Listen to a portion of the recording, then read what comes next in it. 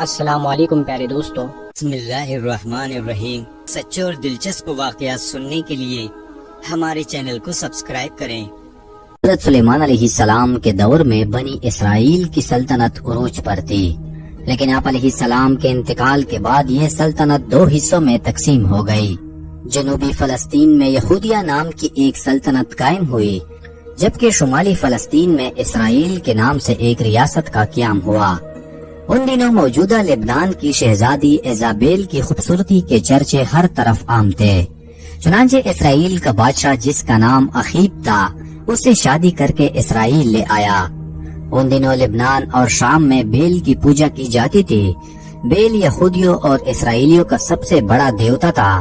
کہا جاتا ہے کہ وہ سونے کا تھا اور اس کا قد 20 گز تھا۔ 400 افراد اس کی خدمت پر مامور تھے۔ اس کے علاوہ یمن اور شام کی عوام کا پسندیدہ دیوتا بھی یہی تھا اور جس کی سینکڑوں سالوں سے پوجا کی جا رہی تھی، جبکہ روایات میں آتا ہے کہ بیل کے پجاری حضرت یوشع علیہ السلام کے زمانے میں بھی موجود تھے اور آپ علیہ السلام نے شام کی فتح کے دوران ان سے جنگ بھی کی تھی، اور اس کے علاوہ سال کے مختلف مہینوں میں اس دیوتا کے گرد میلے بھی لگتے تھے۔ ناظرین، اخیب اول درجے کا زن مرید ثابت ہوا اور اپنی ملکہ ایزابیل کے کہنے پر بیل دیوتا کی پوجا شروع کر دی۔ اخیب نے اسرائیل کے صدر مقام سمریہ میں بیل کا بہت بڑا اور عالیشان مندر تعمیر کروایا، جس کو دیکھ کر اس کی رعایا بیل دیوتا کی پوجا کرنے لگے، اور اس طرح سمریہ شہر کا نام بیلبک یعنی بیل کا شہر پڑ گیا۔ پورے ملک میں بیل کی عبادت گاہیں تعمیر ہو گئی اور اس کے نام پر قربانیاں دی جانے لگی، اور یوں یہودی حضرت موسیٰ علیہ السلام کے بتائے ہوئے دین سے منحرف ہو گئے۔ ناظرین، ایسے وقت میں چند اللہ والے لوگ بھی وہاں موجود تھے جو لوگوں کو برے کاموں سے روکتے اور اللہ تعالیٰ کی طرف بلاتے تھے۔ انہی حضرات میں ایک نیک بزرگ یرمیہ بھی تھے۔ بیل کے پوجا کے ایک خاص دن ملکہ ایزابیل اور بادشاہ اخیب بیل کے مندر میں موجود تھے اور پوجا زور و شور سے جاری تھی۔ تب یرمیہ اخیب کے پاس آئے اور اسے سمجھانے کی کوشش کی کہ بت پرستی چھوڑ کر اپنے دین حق کی طرف لوٹ آؤ۔ بادشاہ اخیب تو اس کی بات پر خاموش رہا، مگر ملکہ ایزابیل پوجا میں خلل ڈالنے پر بھڑک اٹھی اور اپنے سپاہی کا نیزہ لے کر بزرگ یرمیہ کے سینے میں گونپ دیا۔ آپ ایک دل خراش آہ کے ساتھ زمین پر گر گئے، مگر آپ کی نظریں بدستور ایزابیل پر جمی رہی۔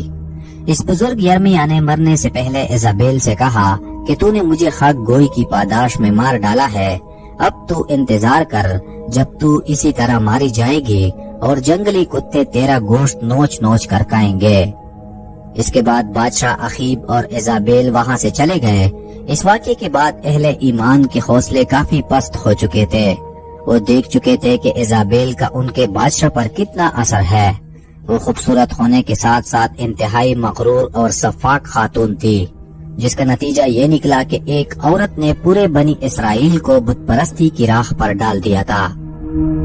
ناظرین، بنی اسرائیل وہ واحد قوم ہے جس پر سب سے زیادہ انعامات کی برسات کی گئی۔ ہدایات کے لیے سب سے زیادہ پیغمبر بھی اسی قوم پر آئے، لیکن اس کے باوجود بھی ہدایت نہ پا سکے۔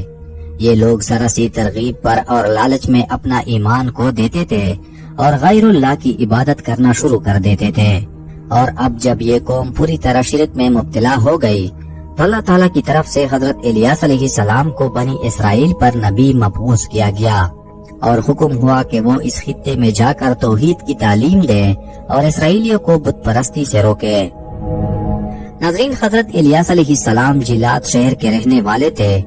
آپ سمریہ میں اخیب کے دربار میں تشریف لے گئے اور اسے سمجھانے کی کوشش کی، لیکن اخیب اور اس کی بیوی نے آپ کی ایک نہ سنی اور کہا کہ اب عظیم بیل ہی ہمارا دیوتا ہے۔ یہ سن کر آپ علیہ السلام وہاں سے سرزمین عرب کی طرف تشریف لے گئے اور وہاں پر تبلیغ کرنے لگے، لیکن آپ کے جانے کے بعد سمریہ میں بارش تو دور کی بات ہے، آسمان سے ایک بوند بھی زمین پر نہ گری۔ بیل کے نام پر خوب چڑھاوے اور قربانیاں دی گئی، مگر نتیجہ بے سود، جس کی وجہ سے قحط اتنا بڑھ گیا کہ لوگ لوٹ مار پر اتر آئے، یہاں تک کہ بادشاہ کے محل کا گھیراؤ کر لیا اور اس کے کچھ حصوں میں آگ بھی لگا دی گئی۔ اب ناظرین کرام، بادشاہ انتہائی پریشان ہوا اور حضرت الیاس علیہ السلام کو ڈھونڈ کر ان سے بارش کے لیے دعا کی درخواست کی، لیکن یہ بات ایزابیل اور بیل کے پجاریوں کو ناگوار گزری اور وہ حضرت الیاس علیہ السلام کی مخالفت پر اترے۔ اس موقع پر حضرت الیاس علیہ السلام نے تجویز پیش کی کہ تم اپنے معبود بیل کے نام کی قربانی دو اور میں اللہ کے نام کی قربانی دوں گا۔ جس کی قربانی قبول ہوگی اسی کے معبود سے بارش کی دعا کی جائے گی اور دوسرے فریق کو سزائے موت دی جائے گی۔ اس زمانے میں دستور یہ تھا کہ قربانی کا جانور ذبح کر کے ایک میدان میں چھوڑ دیا جاتا تھا۔ قبولیت کی نشانی یہ تھی کہ غیب سے ایک آگ نمودار ہو کر قربانی کے جانور کو جلا دیتی تھی۔ غیبی آگ نے حضرت الیاس علیہ السلام کی قربانی کو جلا کر راکھ کر دیا۔ یہ دیکھ کر بادشاہ اخیب کے اوپر لرزہ طاری ہو گیا۔ اس نے حضرت الیاس علیہ السلام سے معافی مانگی اور پجاریوں کے قتل کا حکم دے دیا۔ یہ دیکھ کر حضرت الیاس علیہ السلام نے اللہ کے حضور بارش کی دعا کی۔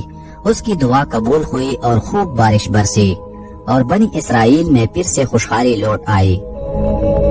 ناظرین، جب اخیب محل لوٹا تو ایزابیل نے اسے دوبارہ گمراہ کر دیا اور دونوں حضرت الیاس علیہ السلام کے جان کے دشمن بن گئے اور یہ ملک دوبارہ بت پرستی، شراب نوشی، زنا اور دیگر برائیوں کا مرکز بن گیا۔ اس کے ساتھ ساتھ یہودیہ میں بھی بت پرستی عام ہو گئی، جس کی وجہ ایزابیل کی بیٹی تھی، جس کی شادی یہودیہ کے بادشاہ یہورام سے ہوئی تھی، اور یوں یہورام اور اس کے ساتھ پورا فلسطین بیل پرست بن گیا۔ حضرت الیاس علیہ السلام نے انہیں سمجھانے کی آخری کوشش کی، لیکن یہورام اور اخیب دونوں نے آپ کی بات کو حقارت سے ٹکرا دیا۔ اب ناظرین کرام، غضب کی باری تھی۔ اسرائیل اور یہودیہ کی سرحد پر کچھ وحشی قبائل آباد تھے جو کبھی کبھی سرحدوں پر لوٹ مار کیا کرتے تھے، اور اب وہ اتنے طاقتور ہو گئے تھے کہ انہوں نے یہودیہ پر چڑھائی کر دی۔ سارے شہر میں لوٹ مار کر کے آگ لگا دی گئی۔ ایزابیل کی بیٹی کو اٹھا کر اپنے ساتھ لے گئے اور یہودیہ کے بادشاہ یہورام نے چپتے چپاتے ایک غار میں پناہ لی، جہاں اسے ایک ایسی بیماری لاحق ہو گئی کہ اس کی آنتیں اس کے جسم سے باہر نکل آئی، اور پھر انہی وحشی قبائل نے اسرائیل کا رخ کیا اور سارے شہر کو تخت و تاراج کر دیا۔ اخیب اور اس کے بیٹے کو قتل کر دیا گیا، جبکہ ملکہ ایزابیل، جسے اپنی طاقت کا غرور تھا، جب وہ مر گئی تو اس کے جسم میں ایک نیزہ پیوست تھا۔ پھر لوگوں نے اپنی آنکھوں سے یہ منظر دیکھا کہ بہت سارے جنگلی کتے اس کی لاش نوچ نوچ کر کھا رہے تھے، اور یہ وہی بد دعا تھی جو بزرگ یرمیا نے اپنی شہادت کے وقت ایزابیل کو دی تھی۔ ملکہ ایزابیل کی موت کے وقت نہ تو اس کا دیوتا کام آیا اور نہ ہی لشکر اور نہ ہی اس کا حسن۔ تو ناظرین کرام، یہ تھی کتوں کی غذا بننے والی بنی اسرائیل کی حسین اور مغرور ملکہ کا عبرتناک واقعہ۔ دوستو، اگر واقعہ پسند آیا ہو تو اس ویڈیو کو لائک کریں، کمنٹ کریں اور شیئر کریں، اور اسی طرح کے سچے اور دلچسپ واقعات سننے کے لیے ہمارے چینل کو سبسکرائب کریں۔ السلام علیکم ورحمۃ اللہ وبرکاتہ۔